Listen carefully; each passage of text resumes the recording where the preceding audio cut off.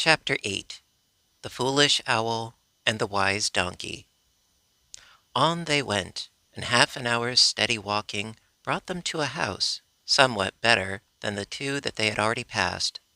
It stood close to the roadside, and over the door was a sign that read, "Miss Foolish Owl and Mr. Wise Donkey, Public Advisors." When Ojo read this sign aloud, Scraps said laughingly, "Well, here is a place to get all the advice we want, maybe more than we need. Let's go in." The boy knocked at the door. "Come in," called a deep bass voice. So they opened the door and entered the house, where a little light brown donkey, dressed in a blue apron and a blue cap, was engaged in dusting the furniture with a blue cloth. On a shelf over the window sat a great blue owl, with a blue sunbonnet on her head, blinking her big round eyes at the visitors. "Good morning," said the donkey in his deep voice, which seemed bigger than he was. "Did you come to us for advice?" "Why, we came anyhow," replied Scraps. "And now we are here we may as well have some advice. It's free, isn't it?" "Certainly," said the donkey. "Advice doesn't cost anything, unless you follow it. Permit me to say, by the way, that you are the queerest lot of travelers that ever came to my shop. Judging you merely by appearances, I think you'd better talk to the foolish owl yonder." They turned to look at the bird, which fluttered its wings and stared back at them with its big eyes. "Hoot-ti-toot, ti-toot!" cried the owl. "Fiddle-cum-foo, howdy-do! Riddle-cum-tiddle-cum, too-rer-loo-loo." "That beats your poetry, Scraps," said Ojo. "It's just nonsense," declared the glass cat. "But it's good advice for the foolish," said the donkey admiringly. "Listen to my partner, and you can't go wrong." Said the owl in a grumbling voice, "Patchwork girl has come to life, no one's sweetheart, no one's wife. Lacking sense and loving fun, she'll be snubbed by everyone." Quite a compliment, I declare," exclaimed the donkey, turning to look at Scraps. "You are certainly a wonder, my dear, and I fancy you'd make a splendid pincushion. If you belonged to me, I'd wear smoked glasses when I looked at you." "Why?" asked the Patchwork Girl. "Because you're so gay and gaudy." "It is my beauty that dazzles you," she asserted. "You Munchkin people all strut around in your stupid blue color, while I—" "You are wrong in calling me a Munchkin," interrupted the donkey, "for I was born in the land of Mo, and came to visit the land of Oz on the day it was shut off from the rest of the world. So here I am obliged to stay, and I confess it is a very pleasant country to live in." "Hoot-ti-toot!" cried the owl. "Ojo's searching for a charm, 'cause Unc Nunkey's come to harm. Charms are scarce, they're hard to get. Ojo's got a job, you bet." "Is the owl so very foolish?" asked the boy. "Extremely so," replied the donkey.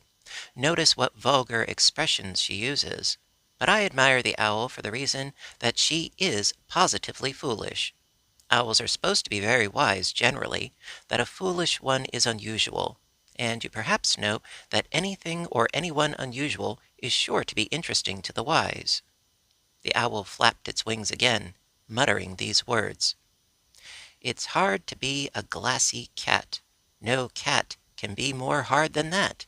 She's so transparent, every act is clear to us, and that's a fact." "Have you noticed my pink brains?" inquired Bungle proudly. "You can see 'em work." "Not in the daytime," said the donkey. "She can't see very well by day, poor thing, but her advice is excellent. I advise you all to follow it." "The owl hasn't given us any advice as yet," the boy declared. "No? Then what do you call all those sweet poems?" "Just foolishness," replied Ojo. "Scraps does the same thing." "Foolishness, of course, to be sure. The foolish owl must be foolish, or she wouldn't be the foolish owl. You are very complimentary to my partner indeed," asserted the donkey, rubbing his front hoofs together as if highly pleased. "The sign says that you are wise," remarked Scraps to the donkey. "I wish you would prove it." With great pleasure, returned the beast. Put me to the test, my dear Patches, and I'll prove my wisdom in the wink of an eye. What is the best way to get to the Emerald City? Asked Ojo. Walk, said the donkey. I know, but what road shall I take? Was the boy's next question. The road of yellow bricks, of course. It leads directly to the Emerald City. And how shall we find the road of yellow bricks? By keeping along the path you've been following. You'll come to the yellow bricks pretty soon, and you'll know them when you see them, because they're the only yellow things in the blue country. Thank you, said the boy. At last you've told me something. Is that the extent of your wisdom? Asked Scraps. No, replied the donkey. I know many other things, but they wouldn't interest you. So I'll give you a last word of advice. Move on, for the sooner you do that, the sooner you'll get to the Emerald City of Oz. Hoot-ti-toot, ti-toot, ti-toot, screeched the owl. Off you go, fast or slow. Where you're going to you don't know. Patches, Bungle, Munchkin lad, facing fortunes good and bad, meeting dangers grave and sad, sometimes worried, sometimes glad.